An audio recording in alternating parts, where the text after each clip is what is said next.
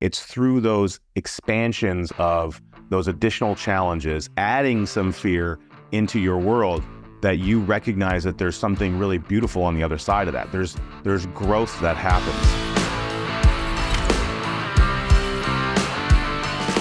Welcome to this week's episode of Innovate and Overcome. I'm excited that you're here to join us for an incredible conversation with an entrepreneurial family. That's right, we have two members of the family today, a father and daughter duo. We've got John Colaruotolo and his daughter, Alana Caston. Now, they have been in a family business, and this family business started in 1958. That's 66 years of operation. What an incredible feat. Now, as you can imagine, a lot has happened over 66 years. We're going to dive into a little bit of one of these core elements, a situation that occurred for John where he had to step in and take over one aspect of a family business. And these challenges occur, and as you spend longer and longer periods of time in business, as an entrepreneur, challenges are going to constantly occur, whether they're economic, personal, family related, and there's always a scenario that we need to overcome. And today's discussion, I'm excited for our viewers to learn about your journey, John, and what this particular challenge was. So welcome both of you to the show.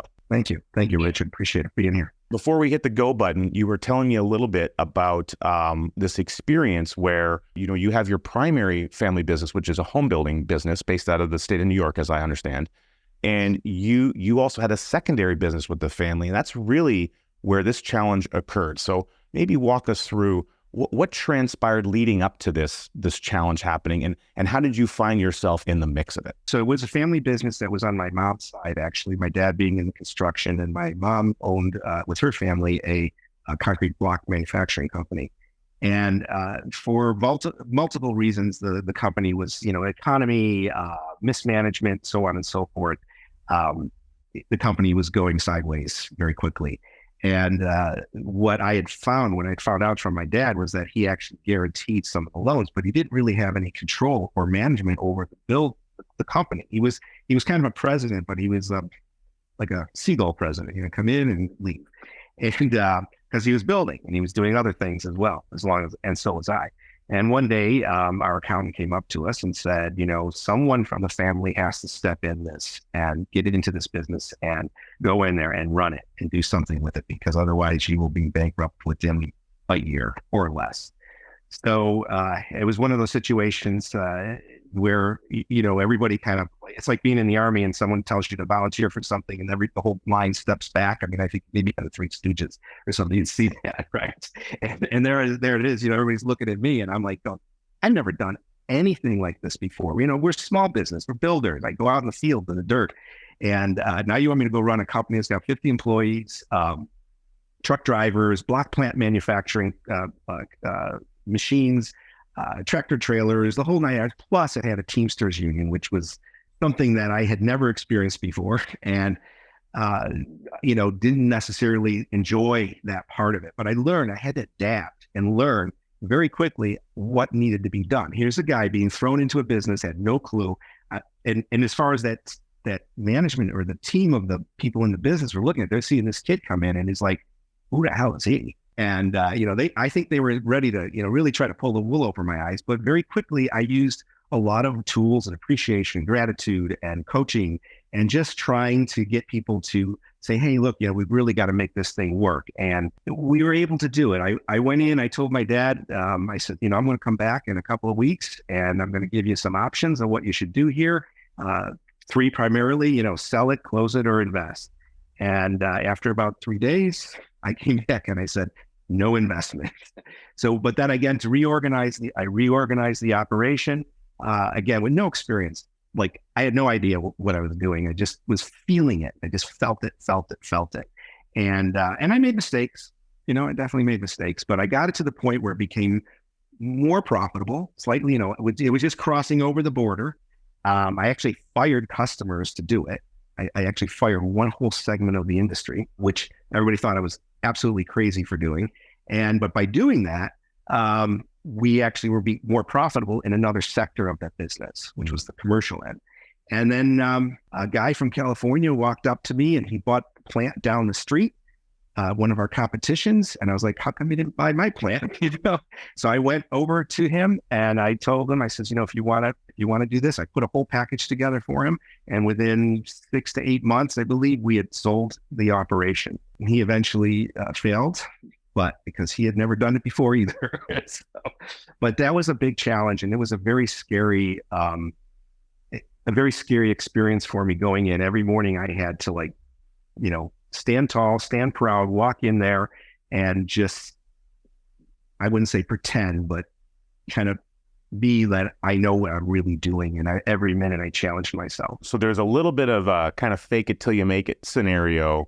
Definitely. And I think that's, in my construction business, it's the same thing. I mean, I take on projects that are bigger than not that I should, but bigger than, they're uncomfortable projects. They're big. Okay. And every time I do one, I get bigger and bigger. I take on a bigger one. And I'm always like doing something that I've never either done or it's an uncomfortable situation. There's so many pieces here. And, I love how you took this thing that was an 8-9 month period of time of your life thrust really upon you, being voluntold essentially to take on this initiative. And you really, put it down into its core elements. But within that period of time, there's the scenario of having to step into that role. And then there's all the additional things that happen along the way. And I suspect that there was the big challenge of, wow, I have to do this. I've never done it before. We have a failing business. How are we going to get it done? To, hey, I've got to learn how to show up as a leader. I've got to learn new skills. I've got to understand a business. I've got to understand how to manage employees in a way that I've never done before, that are doing different kinds of work than what I've been doing over here. So there's I could see a checklist of different, challenges that you're doing in a very short time frame. And there's something that you indicated about that, having to show up every morning and show up in a certain way, in a certain role. What kind of things happened, John, as you were getting up those days, knowing the challenge ahead of you? For a lot of people, our viewers, maybe they might have that feeling like they've been overwhelmed by something that's going on in their life. To me, I could see being in your shoes, putting myself in that scenario. I could feel the overwhelm personally just through your story.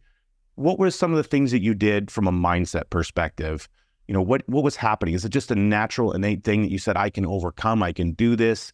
Is it the inner competitor in you? What would you say it was that helped you, show up the way that you did on a daily basis to start turning the ship around? Fear. You need courage and you need fear, but courage comes from fear.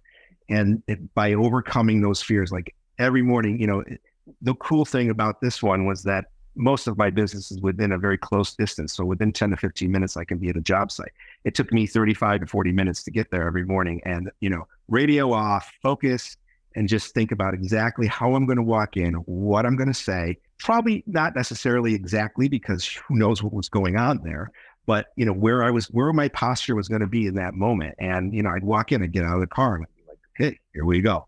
And that was, so that fear, the fear of, first of all, making mistakes and doing things wrong and really not, and failing in the attempt that I was at, gave me courage to do what I had to do to get it done. So I think you cannot do something you've never done before and not have fear as a catalyst to move you forward. When you identified that the stretch model, even with your home building, your home construction business, taking on bigger projects, there seems to be a trend, and that I'm guessing, maybe it wasn't early on, but it sounds like at this stage of your life, this stage of your entrepreneur journey, you've really come to terms and understand that it's through those expansions of those additional challenges, adding some fear into your world, that you recognize that there's something really beautiful on the other side of that. There's growth that happens.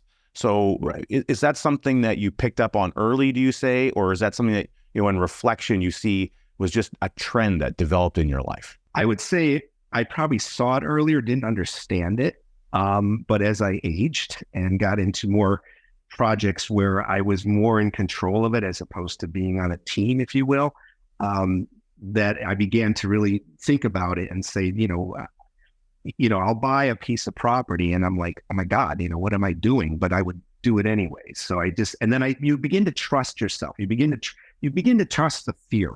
Like the fear, once you trust fear, and then you can go through it. But if you don't trust the fear, then you're just going to be forever locked in a backward position. At this time, this is roughly how many years ago would you say this was that you had to step into this position? Oh, it was about 25, maybe 30 years ago. That's why Alana was young at the time. So I think that's important because, here we are. And for, again, our viewers, we have, I'm sure, a lot of people who have families, whether they're young children or children that have grown up and left the nest.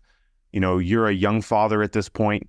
And there's a number of other things you have. You're helping your own father in the other family business, the home construction business. Right.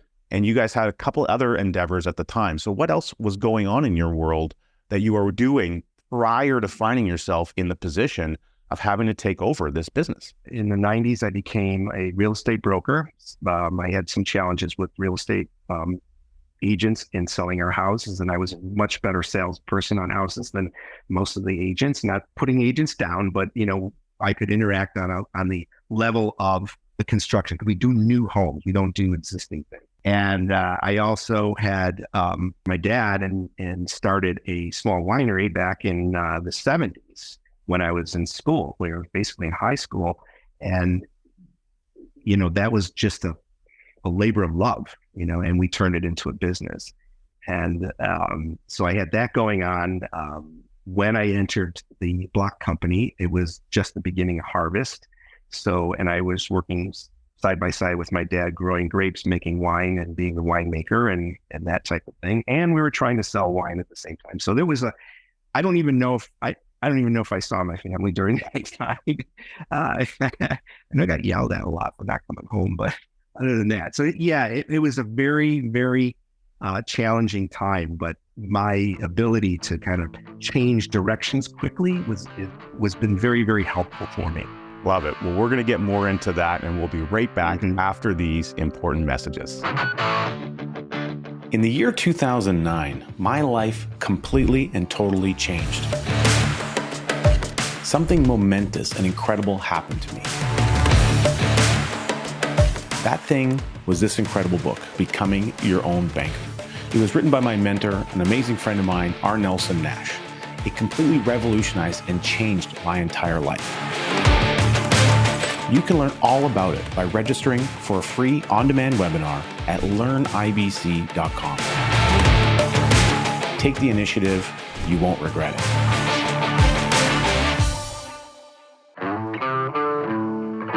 Welcome back. We're here again with John and Alana, and we're hearing this incredible story of overcoming a massive challenge while really in the thick of multiple businesses, stepping into a major leadership role, really being thrust into the role. John, you've done a great job of walking us through this incredible challenge that you found yourself in the middle of.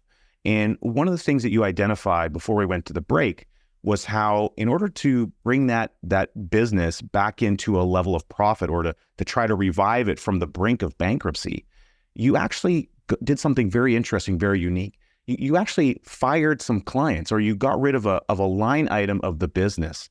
And anyone watching, I'm sure they said, well, how did that work? What exactly, how did that bring you back into profit? And there's something that we learned through the Strategic Coach organization, of which that's how you and I connected originally, which is an amazing organization built by Dan Sullivan. And the idea that you can multiply through subtraction is what came up for me when you said that. So walk me through what your thought process was when you made that decision. Was there some numbers that you saw that said, hey, this just doesn't make sense? And how did you say, this is the way that we need to make a change here to be able to move forward with this business? So interesting enough, remember I said we were builders. My father was a mason, and I worked on mason crews, in the holes, in the ditches, managing, laying block, and actually labor, not really the layer, but much of the labor. And I saw how the masons operated. And what I realized when I got to the block plant was that all the trouble that we had, like with our trucks and our mechanics and the issues that were happening out in the field where we were losing money, had to do with working with home builders. And I had a unique perspective because I was a home builder. And I realized, I looked back at myself and says, my God, the way we behave out there is actually hurting this business. So I went in and I basically picked 3 or 4 of the best builders that actually paid us, because that was another issue. on time or didn't want to negotiate after the job was delivered. And I just said, I went to the management people and the block plant folks, and I just said, we're not gonna sell to home builders anymore. And I apologize if I offend anyone on that as well, but that was actually the part where we stopped losing money by trying to service a market who didn't appreciate us. That was what I felt, is like, you don't really understand. We're going to take this 40-ton truck and we're going to put it to the edge of a bank. And when the bank starts to give away, or it's in the mud, and then you're pulling it out with a bulldozer, ripping the bumper off. I mean, all these things were happening.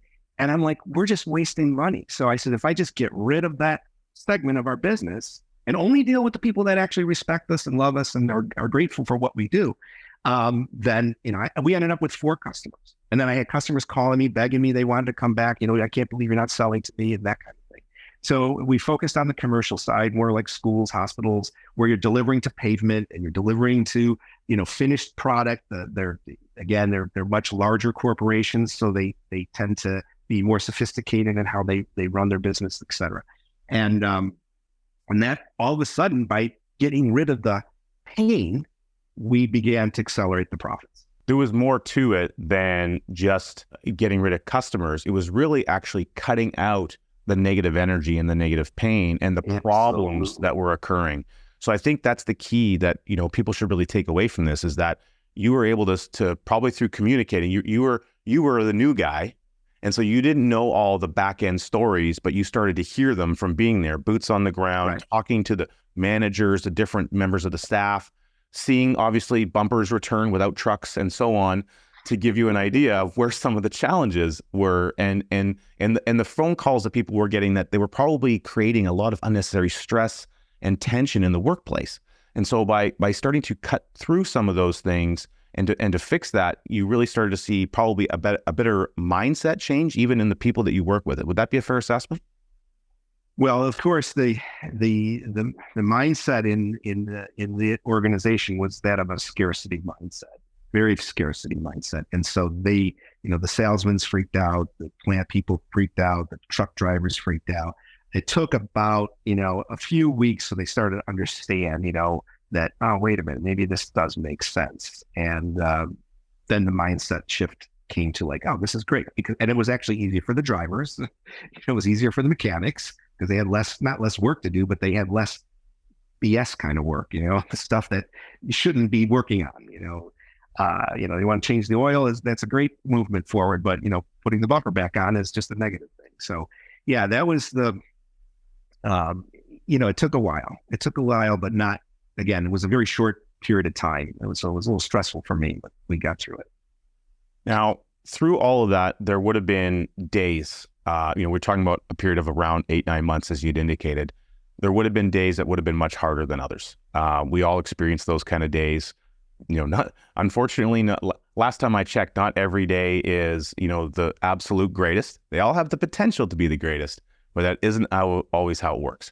So if you reflect back to some of the days that were maybe harder than others, a little bit more stressful than others, there was a buildup potentially of some pain and some frustrations. What were you relying on, John, to help you through some of those more difficult days? What's an example of that? And then how did you find you could get support through that process? Well, family for sure. That was the number one. My wife, Marie, and kids, of course, had to put up with no dad for a while. I'd come home and the dinner table would be there with my plate on it, covered in a napkin, and it would be hard as a rock because it's mostly frozen at this point. Marie was taking care of all the kids, and I had no responsibility there. Which, would think about that, and, but I was like, I got to do this. And you're doing that. And it was like a unique ability thing, because she had the unique ability. I mean, I would not be as good of a dad if it wasn't for my wife. You follow what I'm saying? And she was uniquely qualified to manage these 3 young kids and get them to school on time and do all those kind of things. Did she complain? Yeah, all the time. Right? No. But I would say family, and then the same thing on the other side, between my parents and my sisters and the rest of the family. That was probably the number one thing. We used to get together for Sunday dinners, 20, 25 people. My mom would cook, and that was like our boardroom. We had a boardroom. We talk about business as much as we shouldn't be talking about business in there, because you're in a family business. It's just the natural thing to do. And I know a lot of times you read books, no, you should have no discussion about business and the thing, but if you're that steeped into it, it's your life. It's in your blood. And when it's in your blood, that you almost can't talk about anything else, except when you go on vacation. Then all of a sudden that goes away, where you plan things to do something else, like picnics or whatever. And then that business stuff goes away. But when you're sitting at that table on a Sunday afternoon, you're talking about business, and you're watching the kids make sure they're hearing you, because instead, by hearing them, now all three of my children have grown up to be one entrepreneur and two half entrepreneurs at this point, but they have that entrepreneurial mindset because they heard it all their life. And I think that was really, really important. So that would be my support system. Well, I absolutely love that, John. And this is a perfect time, Alana. I'd like to hear a little bit, we're gonna dive deeper into what you guys are doing for innovation here in a moment, but I'd like to just kind of get some perspective from you. You've growing up in that environment. So I also grew up in a family-based business. And the idea of bumpers falling off trucks is like, I have mental images in my brain that stick out immediately as you said that. So what I'm curious is, Alana, what were some of the things that you saw and you recognized as you were growing up in that environment? Maybe you have some of those, I'm sure you have very positive memories of those Sunday family dinners, but there's also obviously ebbs and flows to that. And so what were some of the things you learned and picked up on about entrepreneurial life? Yeah. I'd say the biggest takeaway is you just keep moving. My whole childhood was spent probably at the vineyard, running around, watching people work. And it was really just a way of life in our family. And, we went to school, we did our thing, we, hung out outside and played. But, at the end of the day, as my dad already said, he'd walk straight to his office and, there goes Dad. But, watching that, as a kid, you don't even really realize what you're absorbing, but you're absorbing that, exactly. You're absorbing that ethic. And that translates as a kid into your schoolwork, into, your piano practice, into your sports, is that you just keep moving forward. Whatever your life is at that moment, you just keep doing. And my dad said something a little bit ago that really resonated with me, is that trusting that fear, because that's a big part of it. And that's the only way you do different things, is getting out of your comfort zone and trusting that fear. So I would say that, even outside of entrepreneurship, that work ethic is probably the biggest takeaway. And you just have it. And the pasta was good too. Oh, the pasta. It's part of our life. I can picture this, big Italian family having these epic meals on Sunday. And part of me just kind of wants to be there for dinner. So I think that's... Oh, my friends always wanted to come over. Yeah, incredible. And, memories of, working on the vineyard. And I think that's really important. The things that you take away from those experiences, although they might be subtle, you don't necessarily know what's going on. There's something at the core that you were able to resonate and pick up on. And that's now serving you in your life today. Is that what I understand? Yep, that's exactly right. Yeah, it's one of those things where you look around at others around you and you just say, well, what are you doing? Just do it. Just do it. Just get to work. What are you doing? And that's when you kind of can reflect back and really know that's just part of your upbringing, and that entrepreneurial spirit is in your bloodline. It's not something you just aspire to have. Mm-hmm. Well, and on that note, we are just going to do it as well. And by do it, I mean, we're going to cut to an amazing commercial break, and we'll be right back with John and Alana after these important messages. What is this incredible thing called the Kolbe A Index I keep hearing about? I'm a certified Kolbe consultant, and I can't wait for you to discover what your natural instincts are. It works incredible for teams, for business owners, in families, with our kids. the more you can develop and understand your knowledge of how you go and get things done in the world and how that happens with the people around you, everything can get so much better. Take the initiative. Learn more about how this might show up in your life. As a certified coach, I'm happy to sit with you and help you understand the depth of your own superpowers. Get the process started by downloading my free guide at coachcanfield.com. Welcome back to the show. Again, we're here with John and Alana, and we're having an incredible conversation about the family dynamics of working through a business life together and over multiple generations. And, one of the things that John and I both connected on is an organization called Strategic Coach and all the different important lessons that we've learned through that incredible organization. Now, some of those lessons for myself have been around a better understanding of how I operate in the world. And that's something that we share in. And so I'd like to maybe go down that road a little bit, John. Talk to me about when the idea of having a coach, having a business coach, implementing coaching started to occur for you to help you grow and elevate the business. And what were some of the important reasons why you made that decision? So my first, back in, way while back, I had some one-on-one coaching. I found that was very helpful for me and helped me get through a lot of things too, having a one-on-one coach. But then back in 2000, I think in 2002, my cousin who had actually started in coach called me up one day and he says, you got to do this. You got to do this. And I said, maybe next year. He goes, no. He goes, this is Dan's last class, last workshop that he's going to follow up with. And then he's switching into something else. And so I ended up joining and I got my Kolbe. That day was a change. It changed my life. Now, the very things that make you a good entrepreneur, it also can be very hurtful for you. So in my Kolbe was a 8, a quick start. See that you're a 9. So we're very similar in that regard. And, going through school and going through college, and there were certain things that I thought I was doing wrong because I didn't follow the correct mode. The school has a certain way of you behave this way, you successful, you behave this way, you're not. You get up in detention, you get jugged, you get all this stuff, right?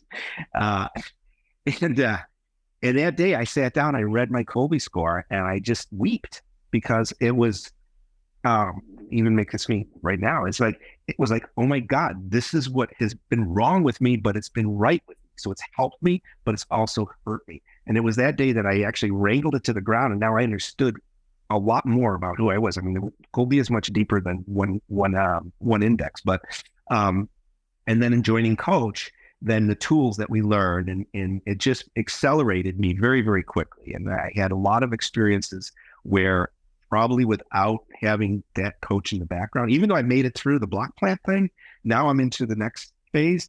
And coach really, the exercises with coach and plus the Kolbe really set me off even in a faster, almost an exponential way of growing and handling my business. Thinking about innovation, I view the Kolbe Index, the Kolbe A Index is what we're speaking about, developed by Kathy Kolbe, an incredible thing. And I had a similar experience to you, John. And so I view that as an innovation in my life personally. And it sounds like it was a huge innovation for you at that time. And then it's allowed you to almost, for lack of better terminology, let's say compound some aspects of your natural gifts as you move forward in business and life. Would you say that that's a fair way of looking at it? Absolutely. I began to put people around me that could support me, where I thought, without getting too deep into the Kolbe concept, but the people that were highly organized and so on and so forth, they were like my enemy. They were, but I realize now that they're actually,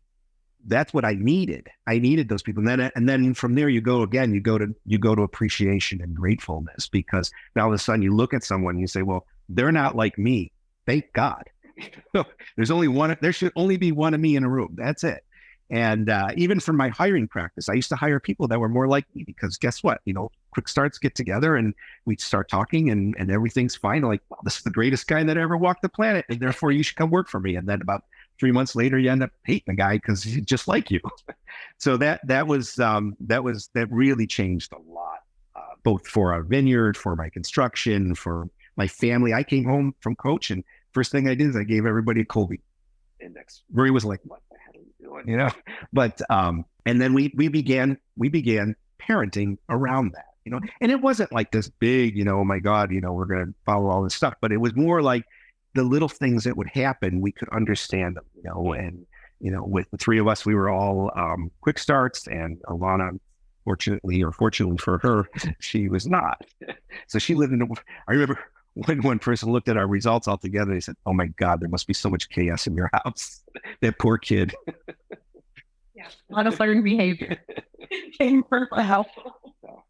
Well, I'd imagine, Alana, as someone who has a slightly different Kolbe than everyone else in the house, you're higher on fact finding the fall through zone of things. Yeah.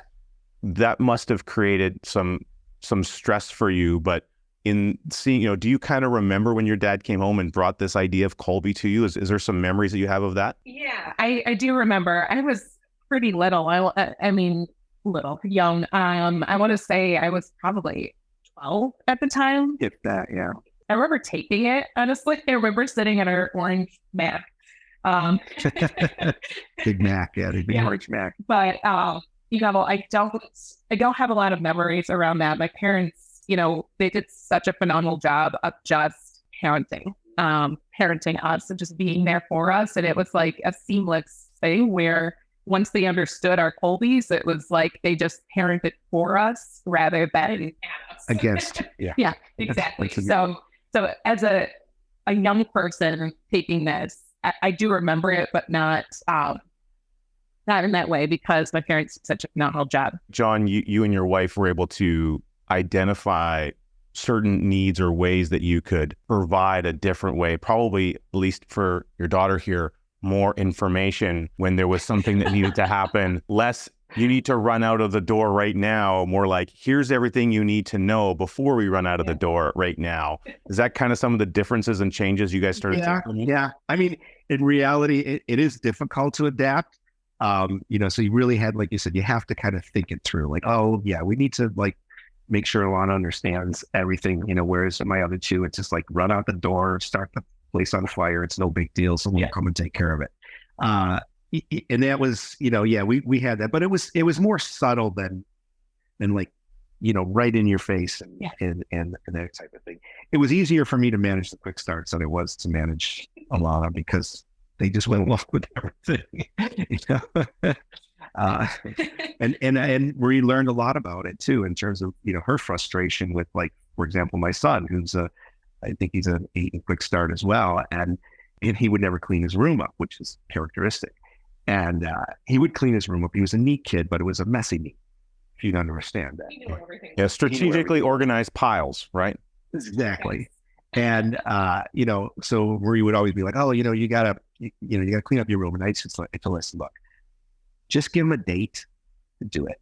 And don't walk in there a day before it's due and tell him, you only got 24 hours left, because that was what drives us crazy. I said, but you watch, an hour to 2 hours before it's due, he will go in there and clean it up. And that's exactly the way it was. And that was a way that we parented him, because it relieved the stress from us. We relieved the stress from him. And that discovery and having a deeper understanding of this, you started to implement it into the business with your teams as well, and even through a hiring mechanism. So what have you seen now in regards to teamwork by having the people in your organization, in the business, have a better, more in-depth understanding of their Kolbe instinctual way of doing things? Well, what's transpired with that? Just better team synergy, people understanding, they understand the language.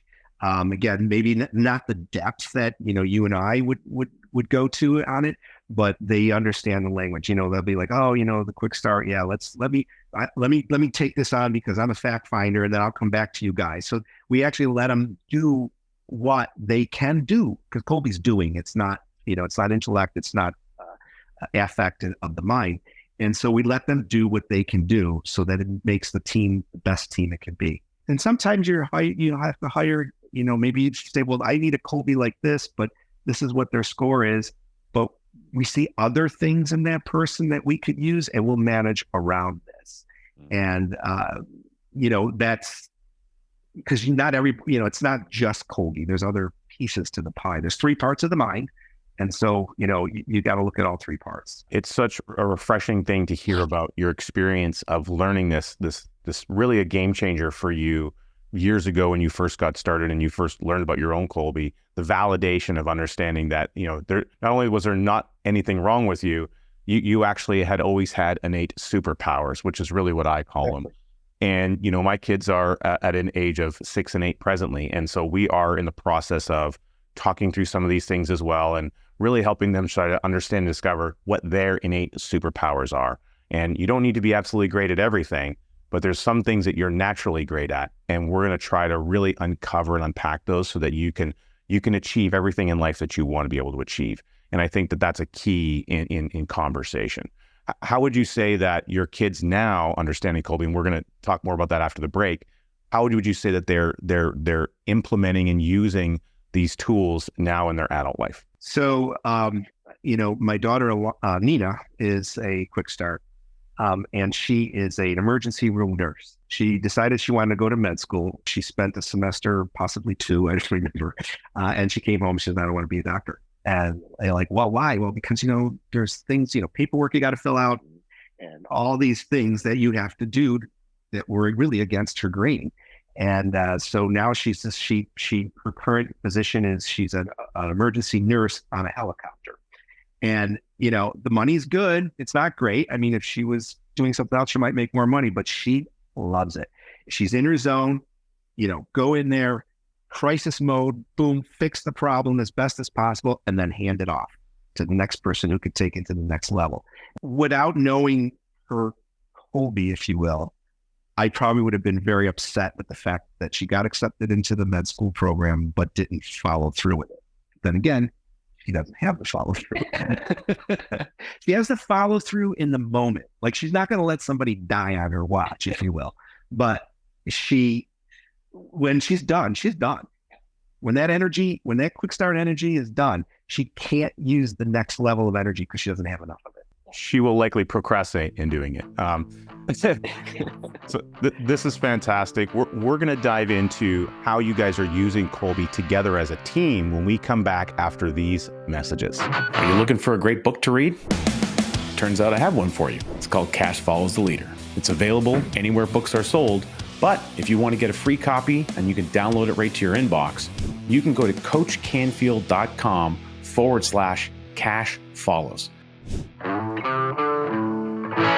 Welcome back. Now we're here with John and Alana, and we're having an incredible conversation, and we've been diving deep into the power of the Kolbe A Index. Now, an interesting thing occurred during the pandemic years, John, that you were sharing with me, and an innovation of utilizing Kolbe in a way to really help your team, your staff members, and many other people kind of occurred. So walk us through what you discovered during that period of time, and where did you see the connection point all of a sudden of how Kolbe could become a solution in this area? So where I saw it was in some of my employees, when we have a lot of young women and mothers in our organization, and then, basically they were struggling, trying to work from home. They had their children at home and they needed to teach them, but then they needed to do the work. And being in the business that we were in, we weren't actually closed down. So like our construction was somewhat closed down, but our property management side because we were managing about 400 rental properties. So they needed our support and we needed to collect the rent, et cetera, or help them. And so I needed my team. And what I realized was, we'd come in or be on our Zoom calls, and they would be very stressed out about the differences in their children and what they were going through with school. And what I started to realize is that, well, this is not, one child is bad and the other child is good. This is a Kolbe issue. This is a parent not understanding how little Johnny works and how little Susie works. So, if the mother or father and or both have a certain Kolbe, one of their child has a similar Kolbe, they're going to say, oh, Susie, look, she gets her homework done on time. She's not laying all over the couch. She gets things picked up. And there's Johnny over here, that guy, I don't know when he's going to learn anything. And, but what, so just to make that be that like that follow through follow through quick start scenario. So and the opposite could occur. The parent is a quick start and is being bugged by the kid because the kid wants more help because they need to know the facts. They need to understand, the process. They need to make checklists. And the mother or father are like, well, we don't need a checklist. It's all here, So I was starting to see that. And I'm like, wow, this is where we can fit in and help these parents understand their kids and create that appreciation that I spoke about earlier on teams in the business. And that was it. And I started talking to Alana about it, and she's like, oh my God. And I said, well, you got to get certified. So we had to go to Phoenix to do that. And she didn't want to do it online, which was okay. Because so we ended up making a nice little family trip to Phoenix. We had everybody, and she was in school, and we were all having fun at the pool. Yeah. But we got certified. She got certified and then quickly adapted to the student program. Got her student certification so that we now really could have those meaningful conversations with the kids and the parents. Yeah. And that was the catalyst that started. And I also had my own feeling about getting those next level to, okay, you're freshman, sophomore in high school. Where are you, where do you want to go? Let's talk about it now, not like with your guidance counselor at senior year when you're trying to pick a college or even junior year for that matter. I've helped people, that were struggling to figure out what they were going to do. And now they're successful at what they're doing and they love it. And, Alana, you've got the youth designation here, and you really like the idea of working with the younger kids. When your dad approached you about this idea of getting certified, other than wanting to ask a bunch of questions about what was required, what were some of the initial reactions for you, and how have you, what have you really loved and enjoyed about having this certification now and starting to do this work with kids of different ages? Yeah, great. So I would say, when my daughter approached me with this idea, it was like a light bulb went off, because it's not just the friction between parent and child. It's the mental wellness of the child and the parent for that matter. But, when you have this friction with the parent and the child, you have feelings of lesser self-worth, and you feel like you're not good enough, or, I can't live up to my parents' expectation. And that during those formative years is so important to mitigate, because that's going to carry them through into adulthood, because those feelings of lesser self-worth are not going to go away. They're just going to translate into different parts of their life.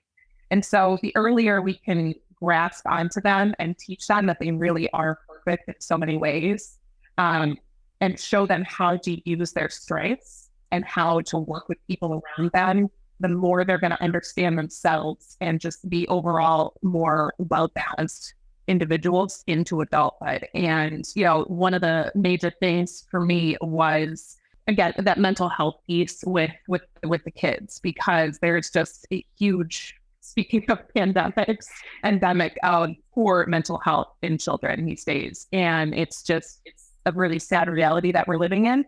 And making that part of our mission and navigating these parent-child relationships was really just the biggest piece for me. And just for clarification, and Kathy Kolbe's sake, because she's always instructed us that, although we understand a lot of this, we are not psychologists, we are not therapists. And if we see that, we're not there to help them through some other types of issues that they may have.